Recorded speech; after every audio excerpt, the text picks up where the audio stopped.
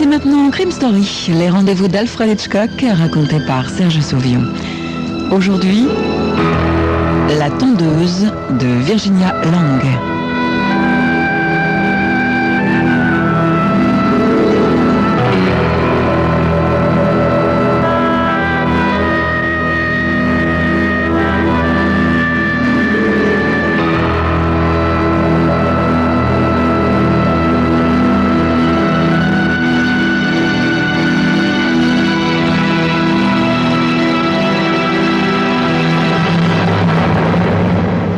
Sandstone, c'est-à-dire caillou des sables. Sandstone, le vrai nom d'un vrai bled, un trou perdu du Middle West. D'ailleurs, tout dans cette agglomération est aussi rocailleux et terne que le nom lui-même. En apercevant le poteau indicateur, mon ancien vague à l'âme déborde et me noie de tristesse. Je me secoue et essaie de me remonter le moral en me disant que c'est la dernière fois que je suis obligé de voir l'oncle Jack. Il vient de faire la seule chose au monde qui puisse me ramener, moi, son neveu, à Sandstone. Il vient de mourir.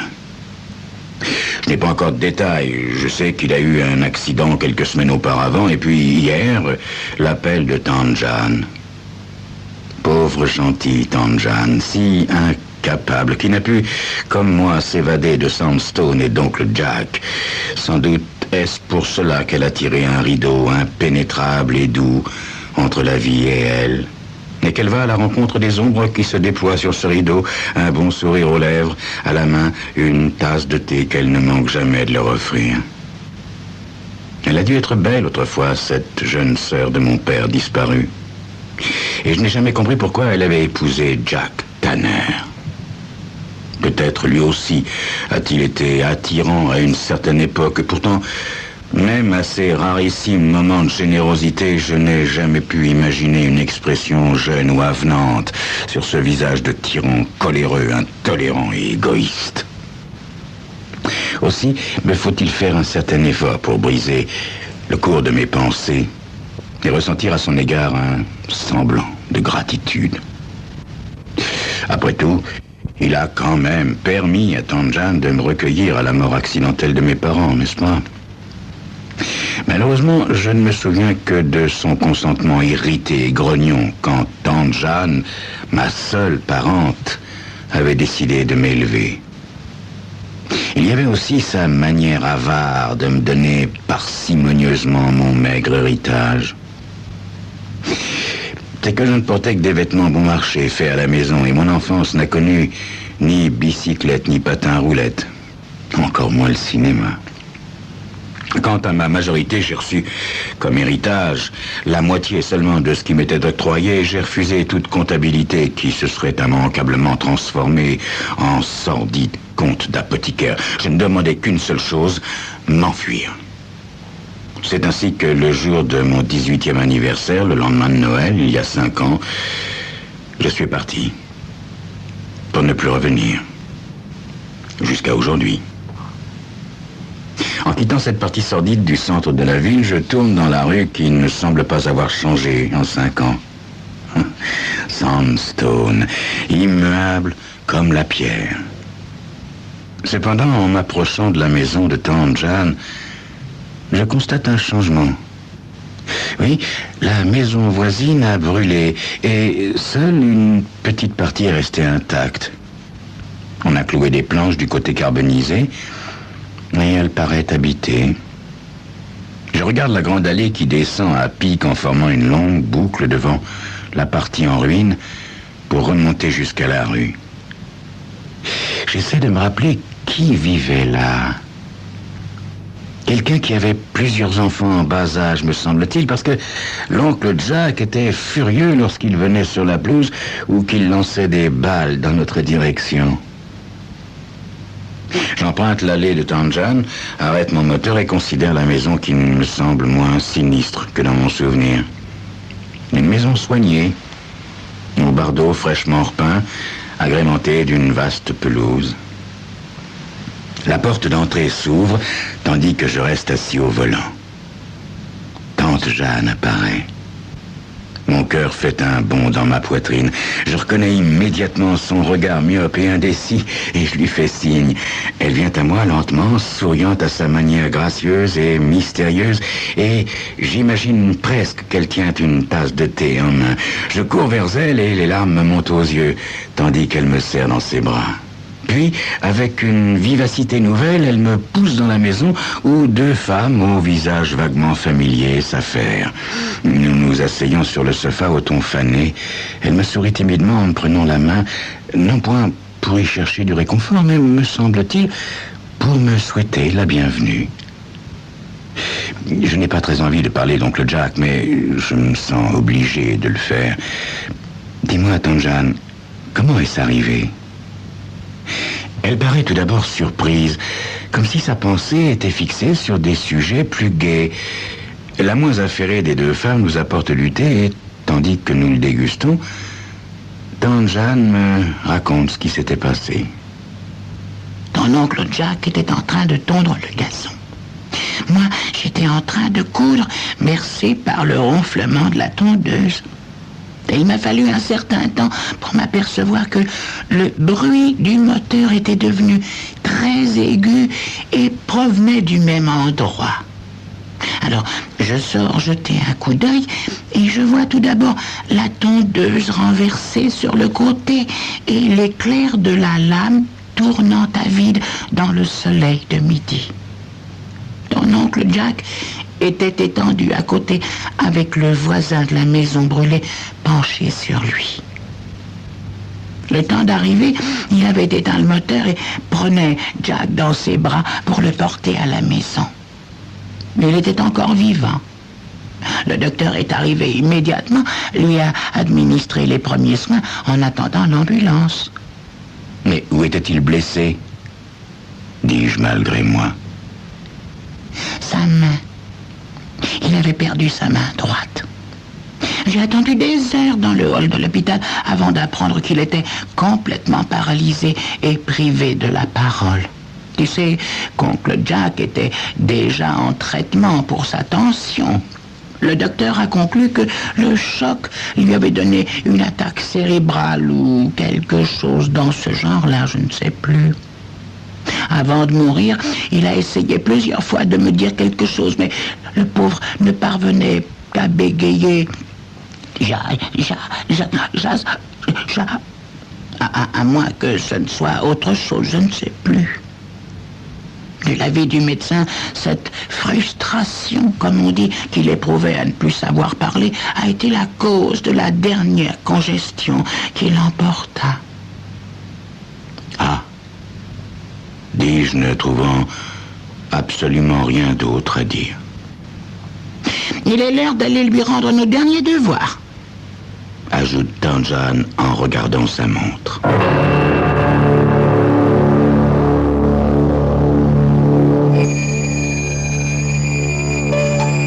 En allant à la chambre ardente, je ne peux m'empêcher de penser qu'il a sans doute maltraité sa tondeuse pour qu'elle se venge de la sorte. Et dans une certaine mesure, je ne suis pas tellement loin de la vérité, comme vous le verrez dans quelques instants.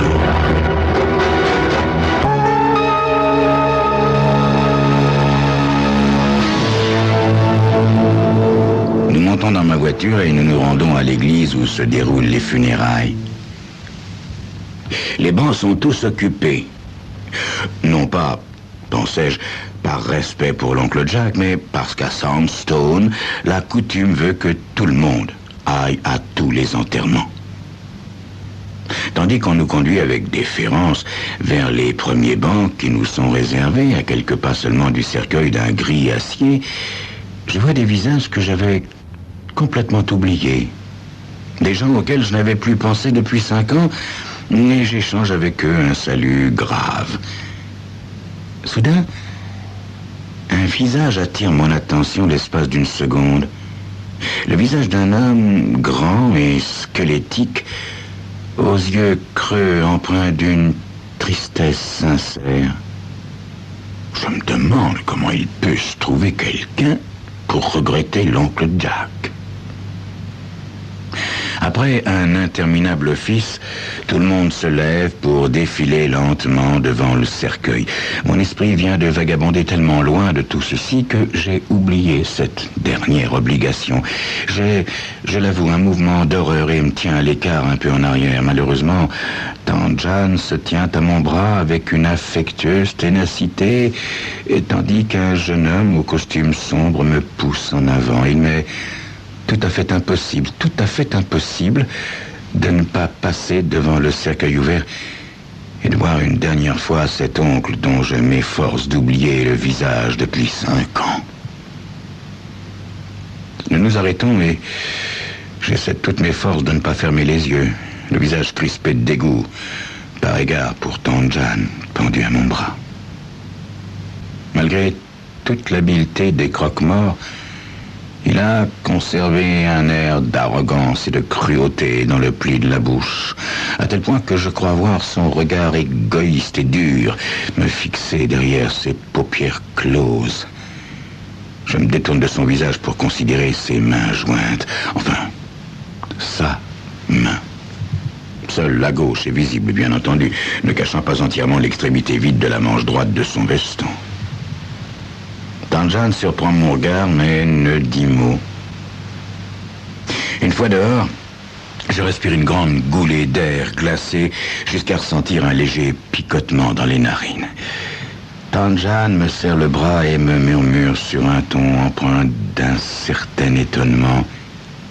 C'est bizarre, vois-tu, mais on n'a jamais pu retrouver sa main. Remarque, on l'a cherchée partout et à plusieurs reprises. Et alors? Fais-je mal à l'aise? Je suppose que la tondeuse l'a pulvérisée. Elle respire péniblement et met sa main devant la bouche comme une enfant gênée. Je remarque avec satisfaction qu'elle n'a pas versé une seule larme et surtout ne paraît en éprouver aucune envie. Elle est trop simple et trop honnête, Tante Jeanne, pour simuler un chagrin qu'elle ne ressent pas, et je suis très fier d'elle. Seule une poignée de gens nous suivent jusqu'au petit cimetière où s'arrête le corbillard.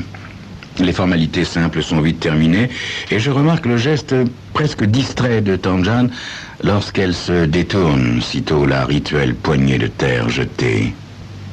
Le moins qu'on puisse dire est que ma tante s'en mettra. Alors que nous nous dirigeons vers l'auto, je me heurte contre quelqu'un. Levant la tête, je croise le regard profond et torturé qui m'avait tant surpris alors que nous entrions à l'église. Tante Jeanne met sa main sur le bras de l'homme auquel elle sourit amicalement. Tu te souviens de Jason Trent, n'est-ce pas, mon chéri? C'est notre voisin, celui qui a trouvé Jack au moment de l'accident et l'a transporté à la maison. Je serre la main de Jason Trent et lui souris, essayant de concilier ce visage ravagé avec celui que j'avais connu autrefois. Tandis que Tante Jeanne le remercie pour sa visite, je me souviens brusquement de ma dernière journée à Sandstone. Mais cet homme est trop vieux, trop fatigué pour être ce type qui vint ce matin-là. « Il n'y a pas de quoi, madame, » dit-il à Tante Jeanne. « Vous pourriez tout aussi bien ne pas avoir de voisin s'il ne vous donne pas un petit coup de main quand vous en avez besoin, n'est-ce pas ?» Il lui touche le bras comme pour s'excuser et part, ses maigres épaules courbées sous le poids d'un inexplicable chagrin. C'est en l'entendant parler que je me souviens de lui, comme si c'était hier. En fait, c'était il y a 5 ans. Précisément le jour où je suis parti, et Jason Trent est bien l'homme qui sonna à notre porte. J'étais dans le hall d'entrée près de ma valise bouclée et j'attendais oncle Jack qui devait me conduire à la gare. J'avais dit au revoir à Tante Jeanne qui s'était aussitôt réfugiée dans la cuisine pour ne pas importuner son mari de ses larmes. Soudain, on sonne à la porte et j'ouvre à Jason Trent qui se confond en excuses et hésite à demander à parler à Jack. C'est à ce moment que ce cher oncle Jack apparaît tout en mettant son par-dessus et en grommelant Dieu sait quoi. La batterie de la voiture de Trent est à plat à cause du gel et il demande, avec 1001 excuses à Oncle Jack, de l'aider à pousser son véhicule. En effet, il doit être à son travail une demi-heure plus tard et il n'a guère le temps de téléphoner à une dépanneuse. Il n'aime pas déranger ainsi ses voisins, mais il serait très reconnaissant à Oncle Jack d'un petit coup de main. Mon oncle lui coupe la parole en criant d'un air courroucé. Il le traite de fainéant, de bon à rien, dont le seul mérite est d'élever une flopée de petits morveux indisciplinés qui troublent le sommeil de ceux qui, eux, travaillent dur. Je me souviens que le visage de Trent a blanchi, mais qu'il se retira droit et dit d'une voix glaciale contenue: Monsieur Tanner, nous sommes voisins depuis plusieurs mois et je pensais que vous demander un service était une chose naturelle. Je me suis trompé, mais permettez-moi de vous dire que les voisins sont censés s'entraider. Une fois dans la voiture, je demande à tante Jeanne pourquoi Jason Trent semblait si triste à l'enterrement. Oh mon Dieu, le pauvre homme, tu ne sais pas ce qui lui est arrivé. Ben non, que veux-tu dire? Tante Jeanne regarde Jason Trent s'éloigner au loin. Ça s'est passé le jour même de ton départ, mon petit. Tu te rappelles, il avait sonné pour demander de l'aide à ton oncle Jack parce qu'il ne savait pas démarrer sa voiture. Elle était garée au bout de leur longue allée si abrupte. On dit qu'il débraya pour essayer de la pousser, pour la faire partir. Il avait laissé la portière ouverte pour sauter à l'intérieur aussitôt que le moteur tournerait, vois-tu. Malheureusement, il a glissé sur la glace et il est tombé sous la roue arrière. L'auto lui est passée sur la jambe et elle est descendue à fond de train, s'écraser dans la maison en fracassant la vitre du living. Il y avait un foyer à pétrole, l'arbre de Noël et, je crois... N'avait-il pas plusieurs enfants en bas âge? Oui, mon petit. Hélas, 3. Et leur maman. Le feu s'est propagé si rapidement qu'ils restèrent tous pris dans l'incendie. Et le pauvre Jason qui essayait de ramper avec sa jambe écrasée, en les entendant crier, mon Dieu. Il était trop tard quand les pompiers sont intervenus. Et il continue à vivre là-bas? Oh, il n'est de retour que depuis un mois. Laisse-lui le temps de se retourner. Ah bon, de retour. De retour d'où, tante Jeanne? Eh bien, de l'asile d'aliénés, mon petit. Vois-tu, quand les pompiers sont arrivés, Jason Trent était déjà complètement fou. Ces cris qu'il avait entendus alors qu'il était impuissant, comprends-tu?